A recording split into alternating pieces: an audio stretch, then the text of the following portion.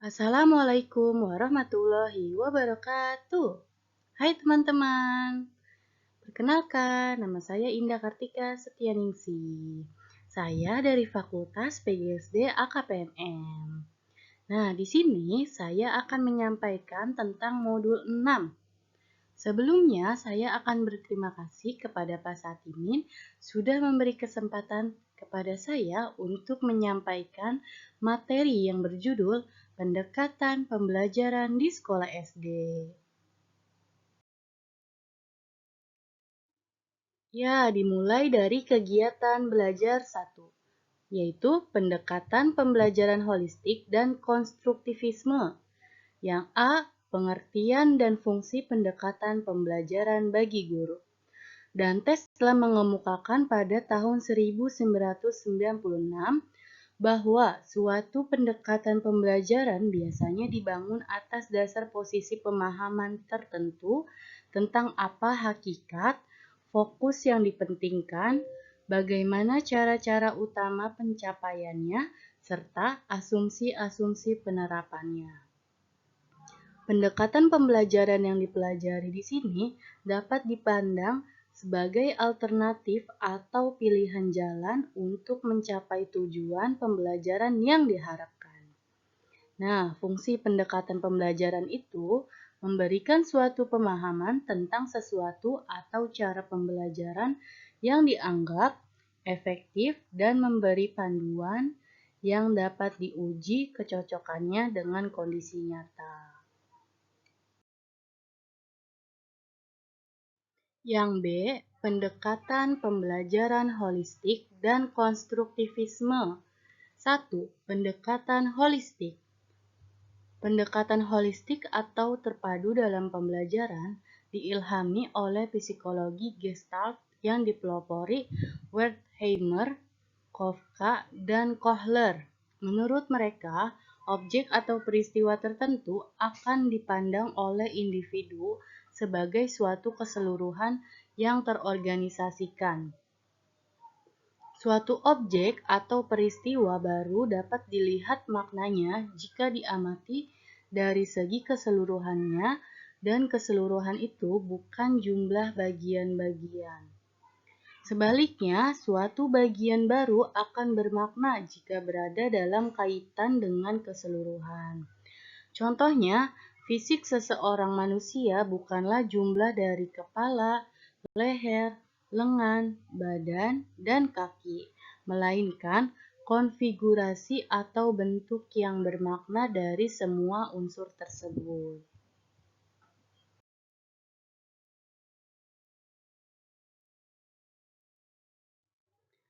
Aplikasi pendekatan holistik menurut Woolfolk A. 1993 dalam pembelajaran di sekolah dasar sebagai berikut. 1. Wawasan pengetahuan yang mendalam atau insight. Yang kedua, pembelajaran yang bermakna, meaningful learning. Yang ketiga, perilaku bertujuan atau purposive behavior. Yang keempat, prinsip ruang hidup atau life space. Yang kelima, transfer dalam pembelajaran. 2. Pendekatan pembelajaran konstruktivisme. Penganut konstruktivisme berpendapat bahwa pengetahuan dikonstruksi oleh kita yang sedang belajar. Pengetahuan bukanlah kumpulan fakta dari suatu kenyataan yang sedang dipelajari, tetapi merupakan konstruksi kognitif seseorang terhadap objek, pengalaman, maupun lingkungannya.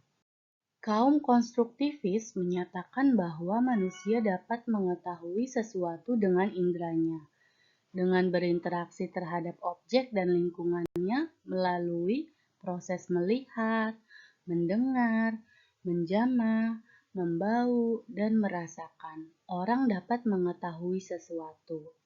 Misalnya, dengan mengamati orang yang sedang bermain sepak bola di lapangan, mempelajari cara menendang bola, ikut serta bermain sepak bola, maka anak membentuk pengetahuan tentang permainan sepak bola.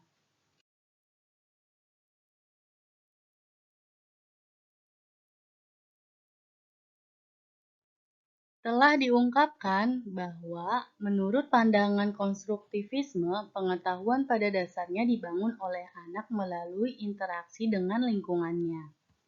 Dalam proses belajar, anak harus berbuat di lingkungannya, mengkreasi atau memanipulasi objek.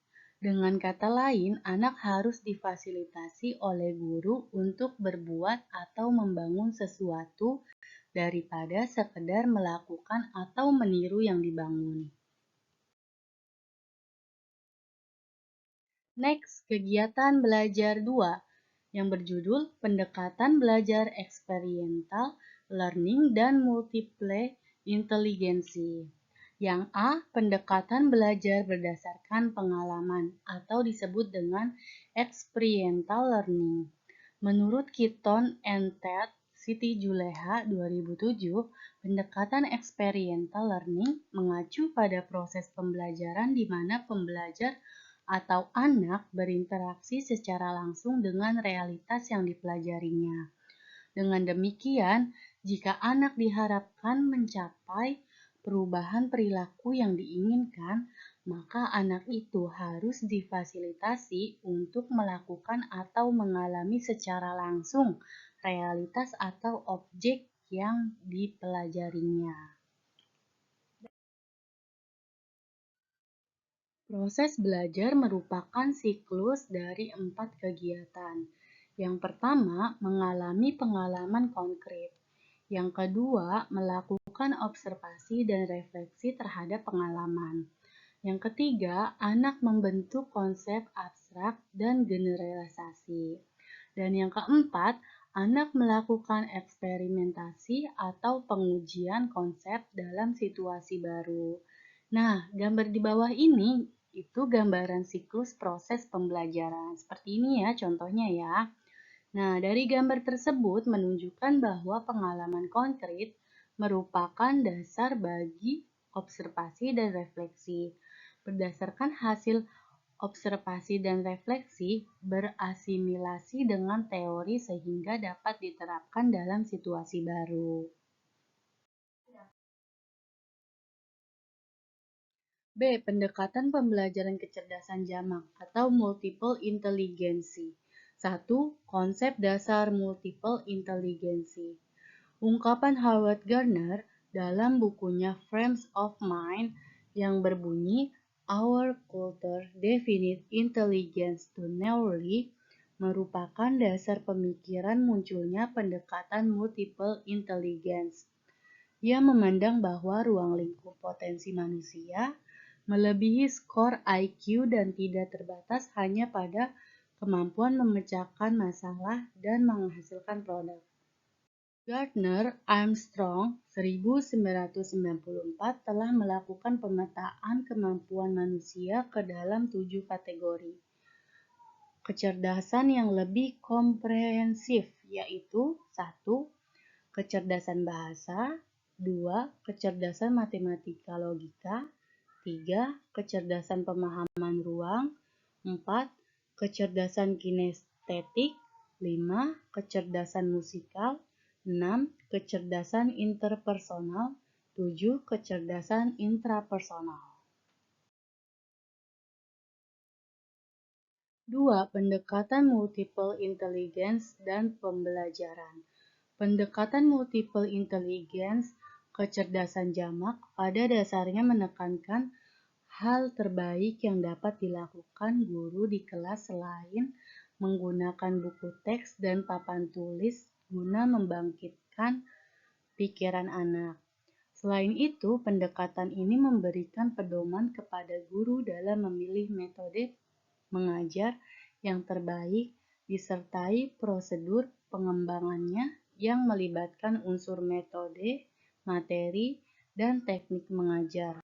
Guru yang menerapkan pendekatan multiple intelligency di kelas yang secara kontinu dapat berpindah dari suatu metode ke metode lainnya.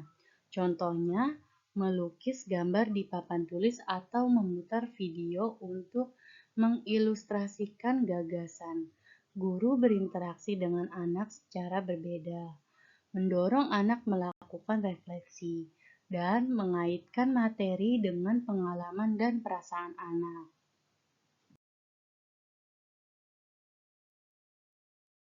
3. Strategi pembelajaran. Pendekatan kecerdasan jamak memberikan peluang kepada guru untuk mengembangkan strategi pembelajaran yang lebih inovatif dalam pendidikan. Tidak ada strategi pembelajaran yang baik untuk semua anak dan semua waktu. Berikut ini dikemukakan beberapa strategi pembelajaran berdasarkan kecerdasan jamak. Sebagai berikut: 1. Strategi pembelajaran untuk kecerdasan bahasa. 2. Strategi pembelajaran untuk kecerdasan matematika dan logika. 3. Strategi pembelajaran untuk kecerdasan pemahaman ruang. 4. Strategi pembelajaran untuk kecerdasan kinestik. 5. Strategi pembelajaran untuk kecerdasan musikal. 6. Strategi pembelajaran untuk kecerdasan interpersonal. 7. Strategi pembelajaran untuk kecerdasan intrapersonal.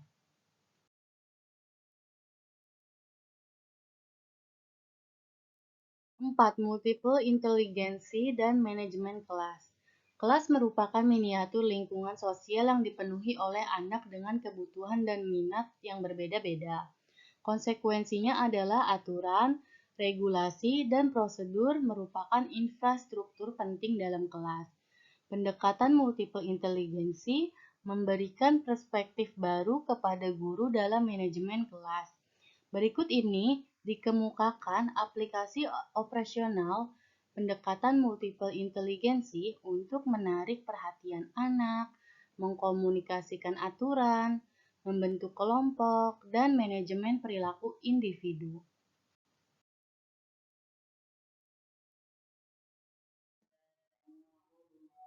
Sekian materi yang telah saya sampaikan.